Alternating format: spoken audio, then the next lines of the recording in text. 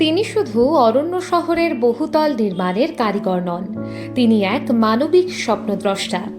গণেশ দাসের জীবন যেন এক চলমান গল্প, যেখানে ইট কাঠ পাথরের আবরণে ঢাকা থাকে হৃদয়ের উষ্ণতা। ঝাড়গ্রামের বুকে তার হাত ধরেই শুরু হয়েছিল আধুনিক বহুতল আবাসনের নির্মাণ। কিন্তু তার প্রকৃত পরিচয় খুঁজতে গেলে ইমারতের মধ্যে নয়, মানুষের চোখে আনন্দের ঝিলিকেই তা খুঁজে পাওয়া যায়।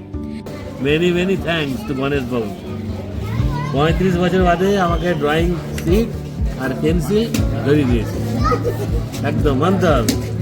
গত 4 জানুয়ারি ঝাড়গ্রামের মানুষ এক নতুন উচ্ছ্বাসে জেগে উঠেছিল, কারণ ছিল নবম বর্ষের আবাসিক আনন্দ উৎসব। এক বর্ণাঢ্য শোভাযাত্রার মধ্য দিয়ে শুরু হয়েছিল এই উৎসব। কাকা ভাইপো আর বাবা ছেলের ফুটবল শট দিয়ে শুরু হয়েছিল ফুটবল প্রতিযোগিতা। তার এই কর্মযজ্ঞ শুধু এক উৎসব নয়, তা ছিল সকলের হৃদয়কে এক সূত্রে বাঁধার এক অভিনব প্রচেষ্টা। সুন্দরবন, গোসাবা, পুরুলিয়ার মতো দূর দূরান্ত থেকে জীবিকার সন্ধানে আসা শত শত শ্রমিকের কাছে গণেশ দাস এক ভরসার আলো, যারা একসময় ভিন রাজ্যে কাজের জন্য ঘর ছেড়ে যেতে বাধ্য হতেন।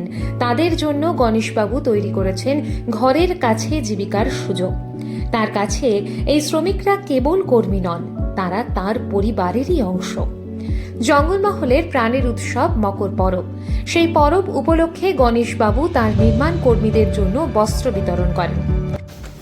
মকর সংক্রান্তি উপলক্ষে আমাদের যারা সহকর্মী আছে তাদেরকে বস্ত্র বিতরণ অনুষ্ঠান এবং তার সাথে এদের খাওয়া দাওয়া আর একসাথে মিলেমিশে মজা করা, এটাই আমাদের উদ্দেশ্য মেন। আবাসন আনন্দ উৎসবের নবম বৎসরে ইতিমধ্যে আপনারা দেখেছেন আমাদের বাৎসরিক যে ক্রীড়া প্রতিযোগিতা শেষ করেছি। যেহেতু এটা আমাদের 12ই জানুয়ারি করি, তারপরে 14ই জানুয়ারি আমাদের জঙ্গলমহলে বড় উৎসব পৌষ সংক্রান্তির উৎসব আমরা সবাই মেতে উঠি। এই পৌষ সংক্রান্তিতে আমাদের চেয়েও যারা বেশি মাতোয়ারা হয়ে যায় তারা হচ্ছে আমাদের কর্মচারীবৃন্দ, যারা আবাসন করার ক্ষেত্রে মুখ্য ভূমিকা পালন করে। তাই প্রত্যেক বছর তাদেরকেও আনন্দিত করার জন্য আবাসনের পক্ষ থেকে বা আমাদের তাজ কনস্ট্রাকশনের পক্ষ থেকে পোশাক দেওয়া হয়।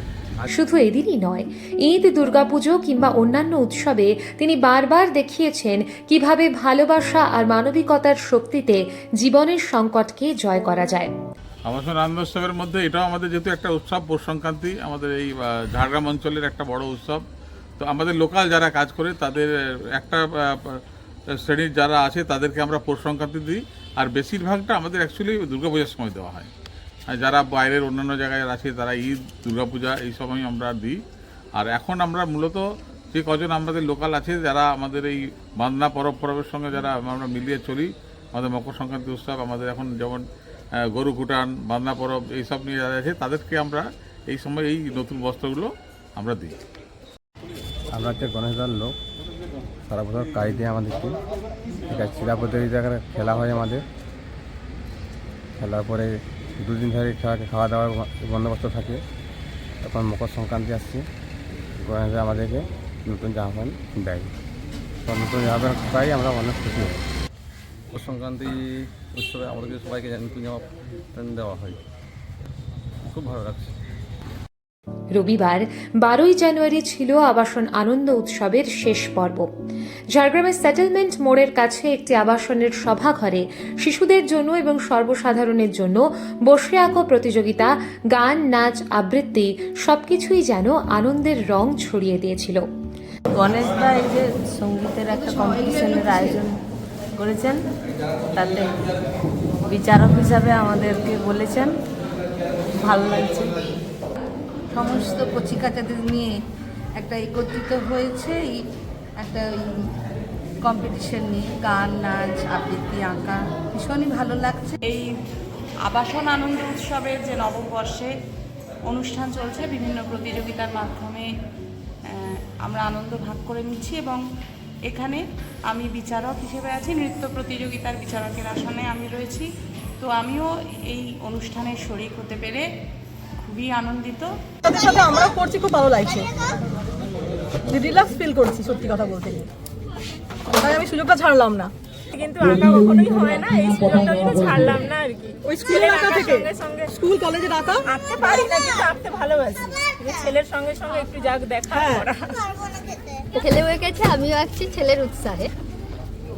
রবিবারটা আরো বেশি ভালো হয়ে গেল তাই এইসব আমার সব বাড়িতে তো রান্না করি বাচ্চাগুলোর সঙ্গে একটু মানে মজা হচ্ছে সবার সঙ্গে ভালো লাগলো অনেক অংশগ্রহণ করতে পারে আমরা খুব দাস কনস্ট্রাকশন নির্মিত আবাসনের বাসিন্দারা সবাই মিলে রচনা করলেন এক মিলনের মহাকাব্য। আছে নিতু বেরা, আমি 5F-এ থাকি আর আমি আজকে মানে আঁকাতেও করেছি, বাচ্চাগুলো বি মানে আঁকাতে করেছে। আমরা পুষ্পালিনী অ্যাপার্টমেন্ট থেকে এসেছি, মোটামুটি এখানে যা যা হয়েছে সব কিছুতে পার্টিসিপেট করেছি।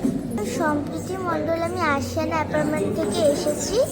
আমি এখানে নাচ গান আর আবৃত্তি করেছি, আমার এখানে এসে খুবই ভালো লেগেছে। আমার নাম অদ্রিজা সিনহা, আমি এই ফ্ল্যাট থেকে এসেছি, 3rd ফ্লোরে থাকি। আমি নাচ গান করছি, খুব ভালো লাগছে। আমার নাম সমৃদ্ধি দত্ত, আমি এই ফ্ল্যাটে থাকি, 2nd ফ্লোর 2F-এ। আমার এখানে এসে খুবই ভালো লাগছে আর আমি নাচ গান আবৃত্তি করেছি। সন্ধ্যায় ঝাড়গ্রাম শহরের রবীন্দ্র পার্কে আয়োজন করা হয় এক সাংস্কৃতিক মিলন সন্ধ্যার। জেলার প্রায় 80 জন বিশিষ্ট ব্যক্তিত্বকে এই সন্ধ্যায় সংবর্ধনা জানান গণেশবাবু। অনুষ্ঠানে উপস্থিত ছিলেন ঝাড়গ্রাম রামকৃষ্ণ মিশন আশ্রমের সম্পাদক স্বামী বেদ পুরুষানন্দ, ঝাড়গ্রাম আর্ট একাডেমির অধ্যক্ষ সঞ্জীব মিত্র, বিশিষ্ট সঙ্গীত শিল্পী ইন্দ্রাণী মাহাতো, পর্বত আরোহী ও ক্রীড়াবিদ সুমন্ত মুর্মু, চিকিৎসক অর্ণাশিস হোতা এবং সুইটি পিকে প্রধান সহ আরও অনেকে। এছাড়াও উপস্থিত ছিলেন স্বপ্নের মেয়েবেলা গোষ্ঠীর সঞ্জুলা দে, সৌন্দর্য বিশেষজ্ঞা অঞ্জনা দে, জবা রায় এবং সাথে আছি গোষ্ঠীর সদস্যরা। তাদের প্রতিটি পদক্ষেপেই যেন প্রতিফলিত হচ্ছিল মানবিকতার এক নতুন গল্প। ঝাড়গ্রামের রামকৃষ্ণ মিশনের নতুন স্কুলের জন্য গণেশবাবু স্বামী বেদ পুরুষানন্দের হাতে দাস কনস্ট্রাকশনের তরফে আর্থিক অনুদান তুলে দেন। তার এই উদ্যোগ প্রকৃত অর্থে জ্ঞানের প্রসারে এক অমলিন প্রতিজ্ঞা। সেবামূলক কাজের ক্ষেত্রে অসামান্য অবদানের জন্য ঝাড়গ্রামের 2 সংস্থা সারদা সংঘ এবং সাথে আছি গোষ্ঠীর প্রতিনিধিদের হাতে আর্থিক সাহায্য তুলে দেন বিশিষ্ট ব্যবসায়ী অরিত্র দাস। আবাসন আনন্দ উৎসবের এই আয়োজন যেন একটি প্রতীকী আলোকবর্তিকা, যা মানুষকে শিখিয়ে যায় ভালোবাসার শক্তি। গণেশ দাস কেবল বহুতল নির্মাণ করেননি, তিনি নির্মাণ করেছেন সম্পর্কের, সমৃদ্ধির আর মানবিকতার এক অটুট ভিত্তি। তার উদ্যোগে ছড়িয়ে পড়া এই আলোর রেখা জঙ্গলমহলের প্রতিটি কোণে নতুন আশা জাগিয়ে তুলবে। সময়ের স্রোতেও হয়তো এই গল্প মুছে যাবে না, হয়ে থাকবে অনুপ্রেরণার এক চিরন্তন উদাহরণ।